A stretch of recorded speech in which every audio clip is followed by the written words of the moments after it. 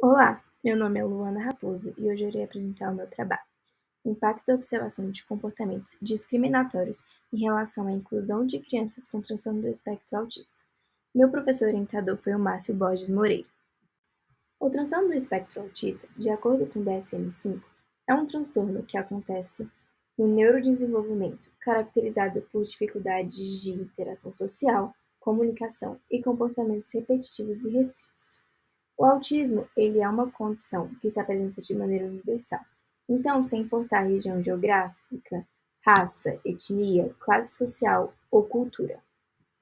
Historicamente, das décadas de 1960 a 1990, o autismo era considerado relativamente raro, afetando apenas cerca de 4 a 5 crianças a cada 10 mil. No entanto, pesquisas recentes trouxeram à tona uma mudança significativa nas taxas de prevalência. As descobertas atuais sugerem uma prevalência muito maior, com aproximadamente 1 em cada 1.000 crianças sendo diagnosticadas com autismo, o que representa cerca de 1% da população. Então, para explicar melhor, isso significa que aproximadamente 1 em cada 160 indivíduos recebem um diagnóstico dentro do transtorno do espectro autista. O capacitismo, como descrito por Mello em 2014, envolve preconceitos que classificam indivíduos com base na conformidade de seus corpos com o padrão ideal de beleza e capacidade funcional. Esse preconceito leva à discriminação das pessoas com deficiência, uma vez que a sociedade valoriza aqueles que se encaixam em padrões pré-determinados. Então, o capacitismo ele pode ser compreendido como um viés contra pessoas com deficiência, pois a sociedade tende a marginalizar aqueles que não se encaixam no padrão considerado normal. Isso resulta em negação de direitos de participação na sociedade devido a barreiras atitudinais. O capacitismo no autismo ele vai se manifestar de várias outras maneiras, como a falta de acomodações adequadas, bullying, falta de sensibilidade na comunicação, falta de oportunidades de aprendizado, estereótipos e rótulos negativos. Muitas crianças podem ser alvo de bullying e discriminação por causa de suas diferenças, o que pode prejudicar a sua autoestima e o bem-estar emocional. Na análise do comportamento, a atitude desempenha um papel fundamental. Ela se refere à disposição ou postura que uma pessoa adota em relação a uma situação, estímulo ou um contexto específico. As atitudes elas são fundamentais, pois influenciam diretamente as respostas emitidas pelos indivíduos em diferentes situações. Através da observação e análise das atitudes, os behavioristas buscam compreender como as ações e reações de um indivíduo são moldadas por suas experiências passadas e pelas contingências presentes. Portanto, a atitude ela é um elemento-chave para investigar e modificar comportamentos, permitindo que os profissionais da área identifiquem os fatores que influenciam as respostas de uma pessoa e desenvolvam estratégias eficazes de intervenção. Então, o objetivo desse trabalho foi pesquisar o efeito da observação do comportamento discriminatório em crianças diagnosticadas com transtorno do espectro autista sobre a mudança de atitude em relação a personagens fictícios com diferentes papéis, por meio da leitura de histórias em quadrinhos. Bom, foram escolhidos 3 participantes por conveniências, com idade entre 20 a 25 anos. Os procedimentos éticos que eles tiveram que passar foi o TCLE, e o delineamento da pesquisa foi o delineamento experimental de caso 1. O local que foi realizado foi uma sala de aula do ensino superior.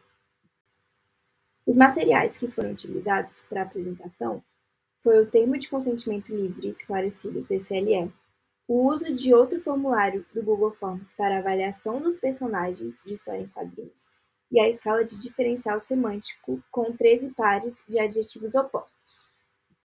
Aqui está um exemplo da escala de diferencial semântico. Então, o participante tinha que ver o rosto do personagem e, numa escala de 1 a 7, marcar o que ele achava, se ele estava mais triste, se ele estava mais alegre. Na história, existem 5 personagens, porém 3 são os principais e que são os que aparecem na escala de diferencial semântico. Pedro é a vítima, Rafael é o agressor e Sara é a apoiadora. Para contextualizar um pouquinho a história, foi uma família que foi no shopping para tomar um sorvete e eles acham uma vaga para pessoas com transtorno do espectro autista e eles estacionam um carro. Logo, o Rafael chega depois que eles descem do carro e fala que eles não podiam estacionar lá, que autismo era só uma desculpa para ele conseguir coisas melhores e começa a brigar com eles por causa dessa vaga. Logo, quando chega Sara, Sara ajuda a vítima, Pedro, a conversar com o Rafael e entender que aquilo era necessário naquele momento, que eles precisavam dessa vaga e que era importante para eles. Os resultados, os adjetivos, eles estão do lado esquerdo e as avaliações estão embaixo. O pré-teste que foi aplicado antes da leitura da história em quadrinhos está de azul. O pós-teste 1, que foi aplicado depois da agressão, está de vermelho. E o pós-teste 2 foi aplicado depois da leitura inteira da história em quadrinho, depois do agressor pedir desculpa, está de amarelo. Bom, a gente vai prestar atenção um pouquinho nos 4 últimos adjetivos de todos os personagens. Então, em Pedro, a gente consegue ver que no pré-teste ele teve esses adjetivos, que são os adjetivos de potência mais negativos, umas avaliações mais negativas, mas logo depois começam a ficar positivos e vai crescendo muito mais até o pós-teste 2. Já Rafael, que é o agressor, ele obteve nos 4 últimos adjetivos só avaliações positivas e Sara obteve avaliações negativas no pré-teste e no pós-teste 1, nos 4 últimos adjetivos. No participante 2, os 4 últimos adjetivos de Pedro, que foi a vítima, 2 apenas foram avaliados como negativo, mas o resto, tanto no pré-teste quanto no pós-teste, quanto no pós-teste 2, foram avaliados positivamente. Rafael, que é o agressor para o participante 2, foi avaliado no pré-teste um pouco negativo e depois ele só foi subindo para positivo no pós-teste 1 e no pós-teste 2. Sara foi avaliada, na maioria das vezes, positivamente nos 4 últimos adjetivos, que são os adjetivos de potência. Os resultados de P3 mostram que no pré-teste, Pedro teve mais avaliações negativas, e no pós-teste 1 e no pós-teste 2 ficou meio misturado. Então, ele teve metade avaliações negativas e metade avaliações positivas. Já Rafael, nos resultados do participante 3, ele só teve avaliações positivas ou neutras. Sara obteve avaliações neutras na maioria dos adjetivos e 2 foram no pré-teste que foram negativos. De resto foram neutras e positivas. Aqui nós temos a média das avaliações. Então, Pedro, que está na linha azul, mostra que no pré-teste ele obteve avaliações neutras e subindo um pouquinho mais para positivas. No pós-teste 1, a gente vê que ele subiu bem positivo. E no pós-teste 2, ele desceu um pouquinho, mas continuou positivo. Agora, para o participante 1, Rafael, que é a linha vermelha, no pré-teste ele foi super positivo, foi meio neutro, mas mais perto do 1. Já no pós-teste 1, ele foi totalmente negativo, teve um declínio muito grande. E no pós-teste 2, o participante 1 avaliou o Pedro como neutro. Ele subiu um pouquinho, mas continuou, não foi para positivo. Sara obteve uma avaliação neutra no pré-teste. No pós-teste 1, continuou neutra. E no pós-teste 2, ela subiu para avaliações positivas. Pedro, para o participante 2, no pré-teste, ele foi avaliado neutro e um pouquinho mais negativo. Já no pós-teste 1, ele foi avaliado positivamente. E no pós-teste 2, ele desceu um pouquinho a linha, mas continuou positivo. Rafael, para o participante 2, no pré-teste, ele foi avaliado positivamente. No pós-teste 1, ele foi avaliado negativamente. E no pós-teste 2, a linha subiu um pouquinho, mas continuou meio neutro, meio negativo. Sara teve uma avaliação neutra, mais positiva, no pré-teste. E já no pós-teste 1, ela teve uma avaliação bem mais positiva do que no pré-teste. E no pós-teste 2, ela continuou positiva, com um pouquinho, a linha desceu um pouquinho, mas continuou bastante positiva. Para o participante 3, Pedro teve uma avaliação neutra no pré-teste. No pós-teste 1, continuou bastante neutro, mas um pouquinho subindo para positivo. E no pós-teste 2 já subiu para positivo.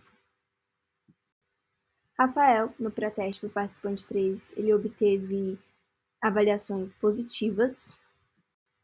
No pós-teste 1 foi uma avaliação negativa, um pouquinho neutra, mas mais para negativo.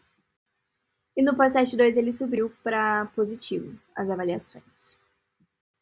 Sara, no pré-teste, então, ela começou com uma avaliação meio neutra, meio negativa.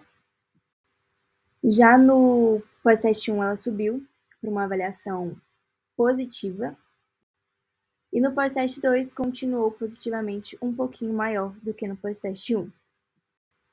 Então, conforme amostra os resultados, a gente pode discutir que a leitura da história em quadrinhos influenciou a percepção dos participantes em relação ao personagem agressor, Rafael.